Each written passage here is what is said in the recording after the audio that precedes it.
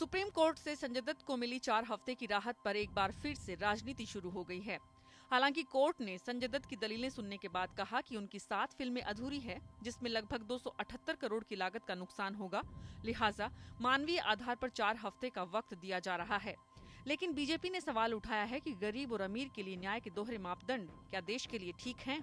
I feel that it is a bad precedent, because if you are going to by the status, whether political, social or financial, of a convicted person, and then going to decide such issues, it has its very grave implications. गौरतलब है कि महज एक दिन पहले यानी कल 1993 Mumbai bomb blast के ही दूसरे मामले में दोषी जेबुनिसा अनवर काजी की अर्जी को सुप्रीम कोर्ट ने खारिज कर दिया था। जेबुनिसा ने भी अपनी अर्जी में सरेंडर करने के लिए मोहलत मांगी थी।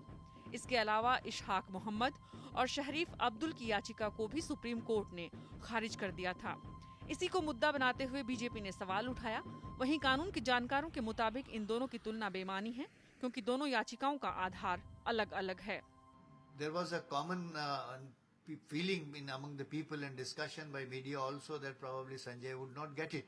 But the difference between Sanjay's matter and yesterday's matter was this, that yesterday they had contended, taken up some issues relating to facts and law, whilst today Sanjay Dutt's application was purely on humanitarian ground.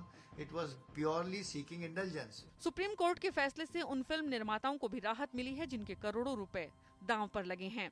Like I said, he's very thankful. He is thankful, but he is under still the pressure के जो उनको 4-5 महीने जो काम करना था, वो अब उनको 1 महीने में कैसे कर सकता हूँ। अदालत के फैसले के बाद संजय दत्त के साथ भले ही बॉलीवुड को भी राहत मिल गई हो, लेकिन इससे एक बहस शुरू हो गई है कि क्या न्याय का पैमाना भी अलग अलग हो सकता है। हालांकि अदालत ने साफ किया है कि सभी मामलों में एक ही नियम लागू नहीं होते और यह मामले दर मामले के आधार पर निर्भर करता है। अब चुनौती संजय दत्त के सामने ये है कि वो 1 महीने के वक्त में अपने बचे हुए काम को कैसे पूरा करते हैं।